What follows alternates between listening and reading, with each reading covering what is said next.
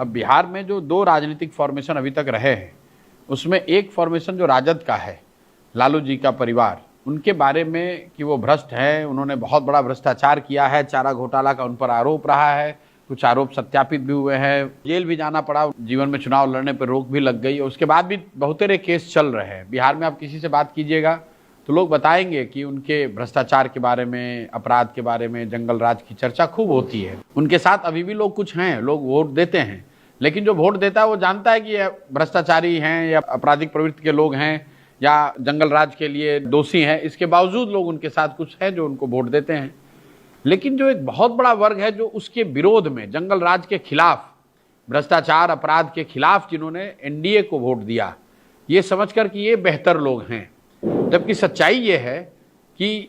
आज के एनडीए में, आज के भाजपा में, जदयू में कुछ लोग ऐसे हैं जो भ्रष्टाचार और अपराध के मामलों में राजद के कुछ नेताओं से भी उनका विभत्स चेहरा है। वो चाहे अशोक चौधरी का भ्रष्टाचार हो जो जदयू के बड़े मंत्री हैं, मंगल पांडे हैं जो बहुत बड़े यहाँ के मंत्री हैं, भाजपा के बड़े चेहरा हैं, दिलीप जायसवाल जो भाजपा के अध्यक्ष हैं, या सम्राट चौधरी जो कि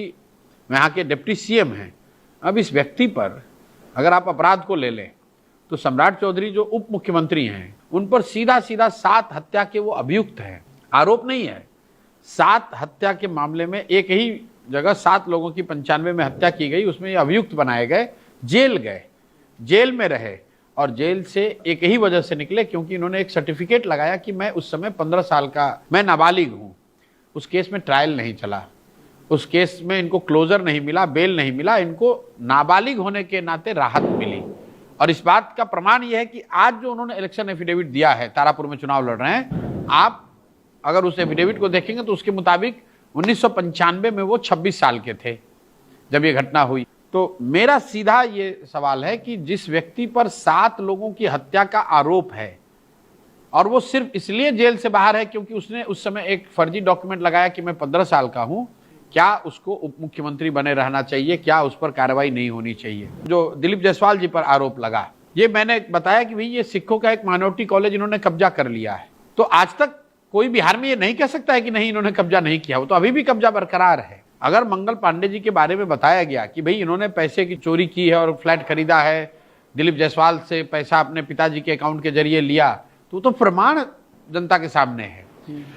उसी तरह अशोक चौधरी के बारे में जो बताया गया कि 200 करोड़ से ज्यादा की संपत्ति पिछले 2 वर्षों में, 3-4 वर्षों में इन्होंने अपने अपने रिश्तेदारों और उनसे जुड़े ट्रस्ट में खरीदा है। ये तो पूरे दस्तावेज जारी किए गए। अब ये है कि इतने लोगों का रोज डॉक्यूमेंट आता है, कितना रोज करते रहेंगे? तो हम लोगों ने उसको ये कह दिया कि भाई अगर जनसुराज की व्यवस्था बनती है तो 100 सबसे भ्रष्ट नेता और अफसर, इन पर न सिर्फ कार्रवाई होगी बल्कि स्पेशल कानून बनाया जाएगा, स्पेशल कोर्ट लगाए जाएंगे ताकि साल भर के अंदर इन पर ट्रायल चलाया जाए, इसकी पूरी तरीके से इनको प्रोसिक्यूट किया जाए, और अगर ये दोषी पाए जाते हैं तो इन पर सख्त से सख्त कार्रवाई हो, और जो भी बिहार के गरीब जनता का लूटा हुआ पैसा, धन इनके पास है, वो वसूल करके बिहार के खजाने में जमा कराया जाए। स्कूल का बस्ता छाप पर बटन दबाएं, जन सुराज को विजयी बनाएं।